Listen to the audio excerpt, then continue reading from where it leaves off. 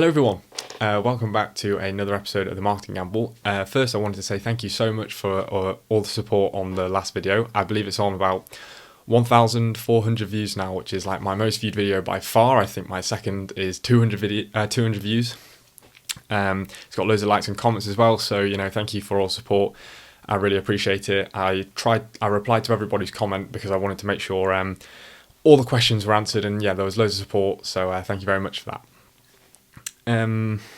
I've got what I want to talk about today, because I had a few people message at me after the last episode, was just about how I got started, how I picked everything that I wanted to do, and then how I carried it through to a point where it actually became something.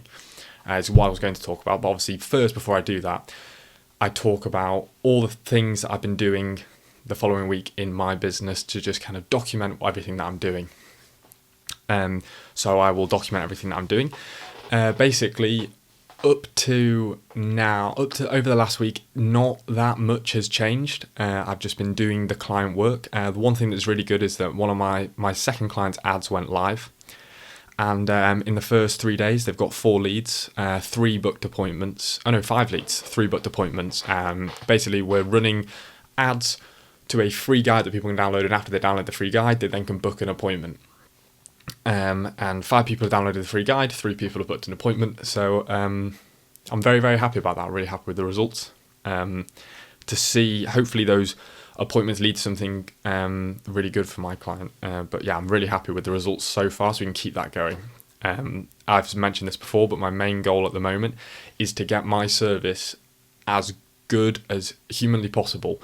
Because I'm a big believer that if I can get my service to just get ridiculously good results, then that's half the battle done. Because if I can prove to other people, look, I've taken someone just like you and doubled their business, tripled their business, and I can do the same thing for you, that it's very hard for someone to say no to that if you give them a fair price and a guarantee and.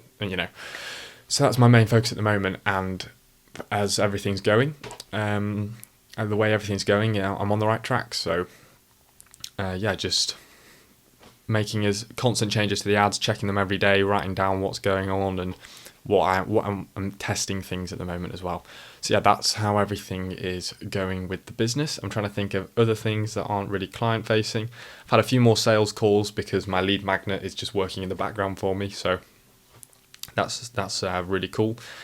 But other than that, I suppose that's kind of everything. I've just been setting up funnels because it's coming up to Christmas now, as you all will know. So right now there's not really a huge focus on managing the funnels. It's more building them so after Christmas we can start them all up again, if that makes sense. So that's what I'm doing. So on with what I wanted to talk about then. So what I wanted to talk about was how I started my business and how I started everything that I'm doing now. So I started it, it's coming up to a year ago now. So I've been doing this for a year, and it's been really, really cool. But because I think when I first started, I always knew, I always saw these people with their own businesses, and I was like, I really want to do that. And I knew it was possible because I can see them doing it, and I was like, just how do they do it? And I'm also going to talk about, when I'm talking about this, things I wish I'd done, because I think that's really good. Things I've learned now that I wish I'd done. But I'll talk about what I did. And it's all the information that everybody else has out there online. So if you're sitting there and you're really not sure what to do, I just did it based off what I watched, read, and saw online, whether it was on YouTube or blogs. I just social media. I just learned it on there. So if you're trying to start as well, you can definitely do it, because I've done it just off the free stuff I've learned online. So if I can do it, you can do it. But yeah, what did I do? I'd always wanted to start my own thing. I imagine a lot of the people who watch this probably want to start their own thing. But the problem is, because I'm young, and I've not had a job before, I'm a uni student as well, I didn't have any money to start things. And I used to think that the only things I could really start were e-commerce, so drop shipping, right? You need money up front to buy the products and set up the website and start to get people. And then you maybe have to throw £1,000 into something. I don't know, I've never done drop shipping. This is just what I've theorise on why I never did it. You've got to maybe spend £1,000, test your ads, and maybe make your money back, and then you've got to keep testing. You've got to put quite a lot of money up front, and if you don't have a lot of money, it's a very scary thing to do. And also, if things go wrong, it's not like you can try the next thing. So I didn't want to do that, and I found that a lot of other things I had, like ideas for apps, and I always had ideas. I had loads of crazy ideas. They always needed money up front that I didn't have. But the one thing I will say to young people and myself is what I did realise I had a lot of time. Being at uni, I always had a lot of spare time, and I wanted to be doing something productive in my time. I just didn't know what it was, and I used to think I needed money, but I don't. You don't.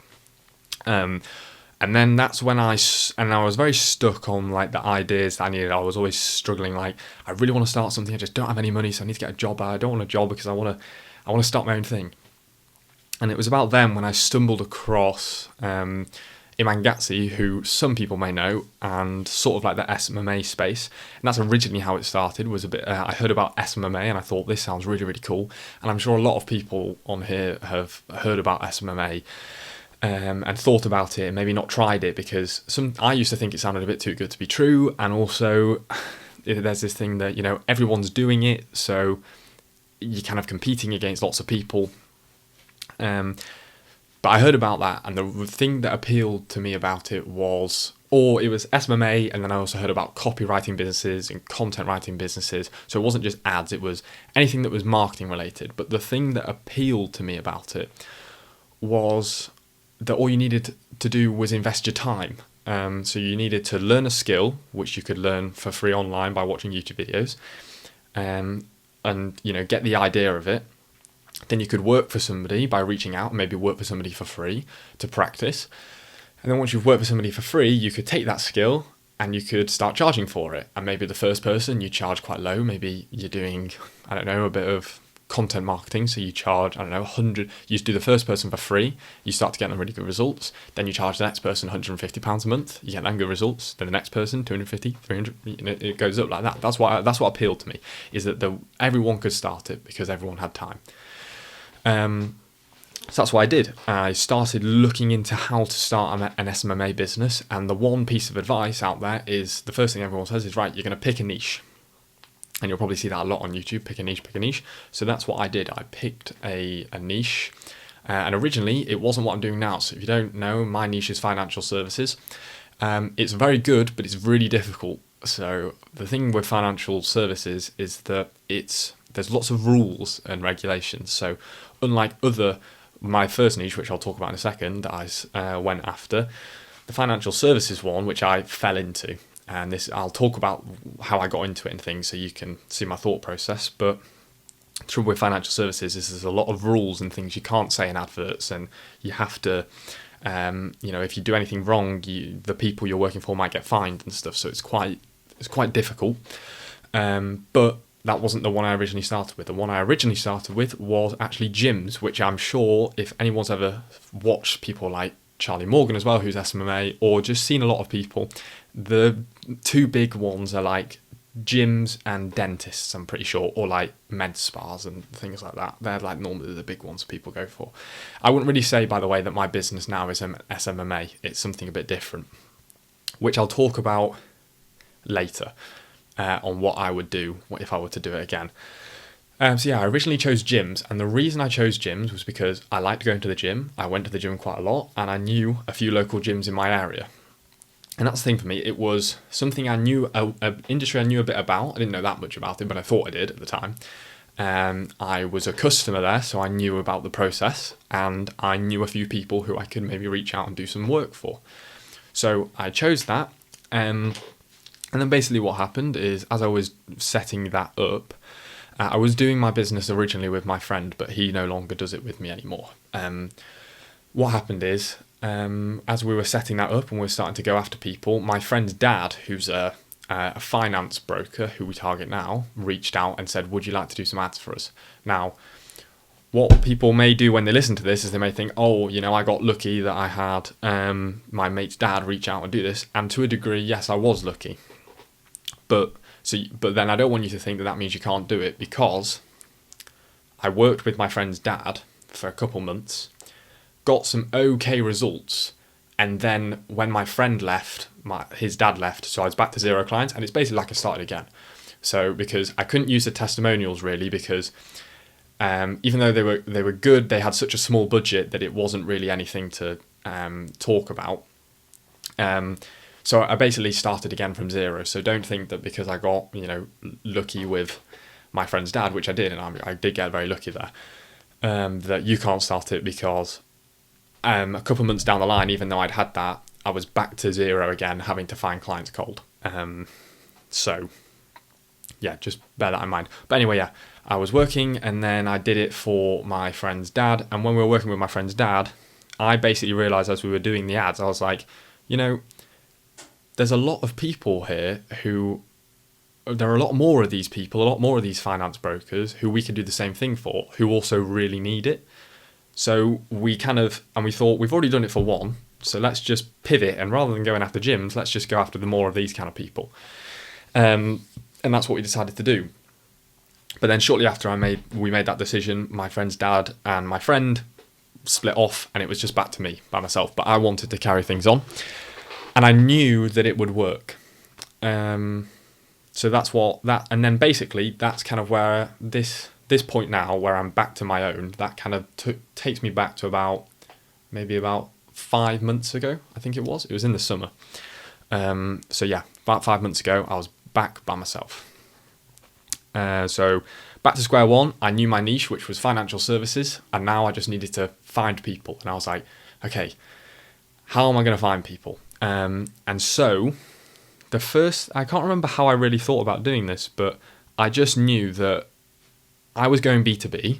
I needed to find the people who were B2B. I needed to find the business directors who I was going to try and contact. I need to speak to the directors of the businesses to get to try and do some work for their business. And I just thought the best place to find business owners and who are in finance is LinkedIn. And I tried cold emailing a lot, but I didn't have much success with that. But I'll be honest, I know it does work. I didn't stick with it very long. I did about 10 emails and didn't get anything. So I decided that I was going to do LinkedIn. And when I originally started on LinkedIn, I posted maybe one post and just used to cold message people. And then I had varying success. And it was only eventually 3 months ago when I decided, no, I'm going to post every single day. I'm going to write content that talks only about marketing for those people, and I'm only going to message the people who engage with my content. And when I made that decision, I stuck with that for a month, and after a month, I had inquiries, and I had my first client. So yeah, to kind of go back through the process, I chose a niche, gyms. We then started working with somebody and realised that that we should go after financial services. That person then left, my friend then left, I was by myself, so I had my niche, which was financial services, and I needed to get clients. So to get clients, I thought about, okay, what platform, I know I'm going after financial services, what platform are they most likely to be on, and where are they easiest to target? LinkedIn. And then I decided that I was going to post lots of content to solve their problems, give them lots of value, which Alex Hormozy talks a lot about, give them lots of value, and engage with the people that engage with me. And then I started doing that. And then after a while, people would book in calls, but then I realized that there were a lot of people who weren't taking action, because I had about 1,000 followers, and maybe I'd only spoken to about 20 people, so I knew there was loads of brokers who didn't reach out to me. So I made a lead magnet. I made a free course on how to build a marketing funnel for your business, for your finance business, and posted it. Expected about 5 people to download it, and 70 people downloaded it, which is 70 leads. And that brings me up to where I am now, which is where I've got 3 clients. I'm completely full. I've got a waiting list of like 10 more people to come and work with me. And I've talked about the process of that lead magnet funnel if you want to go and look into how to do that. But that's how I started. I know that's a bit vague, so I'm trying to think of how I can go into a bit more detail. But again, any questions you have, if it's like, what did you do to this specific thing? Like specifically, how did you learn this? I'll answer anything. I'll make another video about it. Do not mind. So yeah, that's the first thing I did is I knew I had to pick a niche. And it's kind of the framework that I help my clients with now. I suppose the next question people might wonder is like, how did I decide on my service? Because I haven't really gone into detail like what I actually do, and that's a good point. Because I suppose once you know, okay, I'd quite like to do marketing for this group of people. Like what though? Like what service do you do? Are you gonna like it might not be marketing? Am I gonna edit videos for people? Like what's my service? I suppose is another big question that people have. And I think my thought process around services is maybe a bit different to what might be heard by you might have heard already. But what I think is when it comes to picking your service, yes, you should pick something that you should maybe something that interests you, but maybe not. You should pick something that you have that you are kind of good at. But also, I think the main thing in what you choose for your service is whatever market you're going after, what service do they need the most? And that's the thing. I think one of the things people make the mistake of is they go like, I'm going to be a video editor. And then they go and try and find people who need a video editor. But maybe I think the better outlook is to go, which is what I did with the finance brokers, is to look at the finance brokers and go, they really struggle with this. So I'm going to make a service that solves that for them. And then I think about what that service has to do. So finance brokers really struggle with getting good quality leads. So I'm going to make a service that gets them good quality leads. Okay, I'm going to have to learn how to run ads. I'm going to learn how to make good landing pages, learn how to do copywriting. I'm going to have to learn these things so I can make that service that they need. That's the thing. It's not about the service you want to give people. It's about the service that those people need. And I think that's the most important part I've realised. So in picking your service, I would say go for... think about who you're going after and what they need the most. And if you're unsure about what they need, talk to people and seriously reach out to people and just say if you're young, and I think I looked at my demographic of my audience, 18 to 25, so similar ages to me because I'm 20. If you're young and you just say, look, I'm 18 or I'm at uni or I'm just starting my career and I'm really interested in this industry and I'm looking to see how I can get involved and what I just want to talk. Can I ask you a few questions about the industry just to get to know a bit more about it? And honestly, I asked so many finance brokers that question and all of them were so willing to help me. And if you're just a nice person, you don't go in there trying to sell anything or trying to get money out of people. You just go in there genuinely asking questions and you listen. You listen, you let them talk more than you. And you ask them questions, you'll start to understand okay, so they really struggle with this and they really struggle with this, and then you can understand what their problem is and build a service that really helps them. So that's what I would do if I didn't have a service. So yeah, step one, because I remember someone reached out who has a copywriting business. So copywriting is in demand by all businesses, so that's quite good. Maybe apart from marketing businesses because they'll write it themselves, but yeah. So step one, I would say, if you've got a business, if you really want to start your own thing, think about an industry you like or an industry that you can easily access. So if your family have a friend in the industry, or if your mum or your dad or your brother or your sister, whoever, or you have friends who work in an industry, that might be a good place to start because it gets you a bit of an in. So yeah, I would find one industry and really hyper-focus and try and get it as focused as you can. And then once you've got a hyper-focused industry, I'd go and speak to as many people as I can in that industry to work out what problems they have. And then when I know what problems they have, I'll start to think about how I can make a service that solves those problems for them. So it kind of comes down to this framework, which I made and I do for my clients, which is who. So you think about who you're going to go after, who you're going to target, which is your niche. What kind of group of people am I going to serve? Who can I access? Who do I like working with? Then you're going to go the what, which is the problems that you solve for them. And then after you've worked out the who, and you've spoken to a lot of them, you realise the problem, the next step is to actually get leads and get clients. And what is great about that is because when you know who it is specifically, it's easier to target them and find them. If I say, I've got a product, I've got a chocolate bar and I'm going to sell it online, there's no way of me targeting people who like chocolate bars. There is, but it's very vague, right? It's I just put that out there and people click on it. It's quite a vague thing. Whereas if I hyper focus, so it's like, okay, I want to target mortgage brokers. I want to target mortgage brokers who are aged 25 and are looking to start posting content. Then I know, because I'm going after those group of people, where they're going to be online. So I can join Facebook groups for mortgage brokers, because that's going to have a load of mortgage brokers in it, and I can start posting content in those groups. I can go on LinkedIn and start connecting with those mortgage brokers, and I can connect with the ones who are posting content, because I know that they're trying to post content, because otherwise they wouldn't post it. And then I can look at, blogs out there that are related to mortgage brokers, because mortgage brokers will read those blogs. I can listen to podcasts that are for mortgage brokers, because mortgage brokers will listen to those podcasts.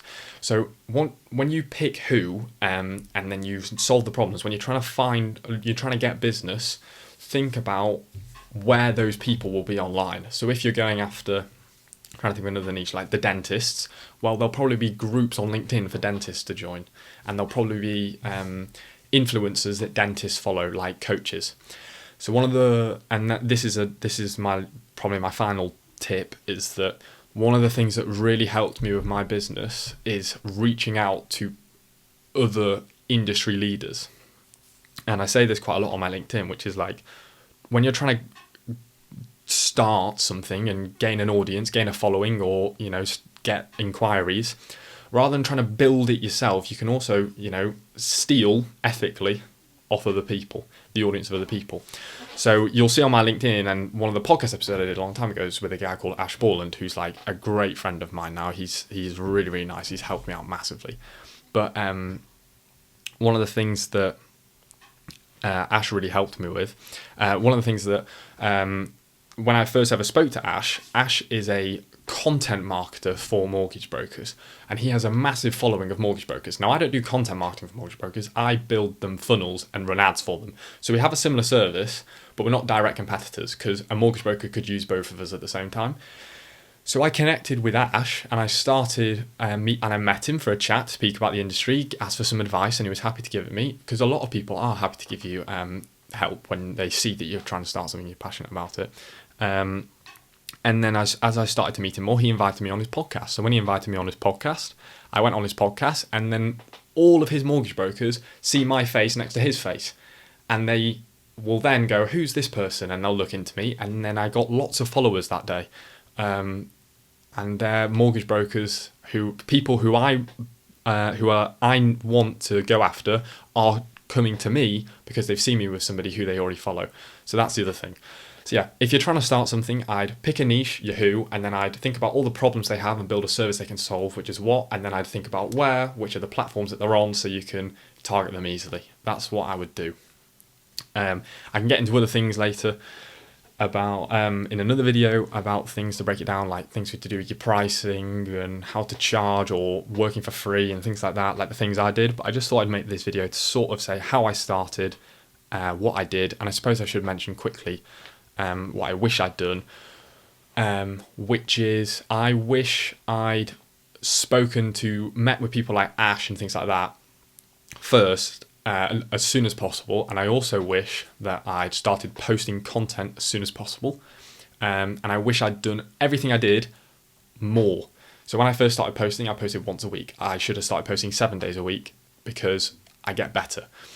I should have tried to take on, I got one client at the start, and I was worried about taking on another one. I should have taken on another one as soon as possible, so I can get better and I can get more practice. So yeah, I wish that I'd done as much as possible at the time to get as much practice in as possible.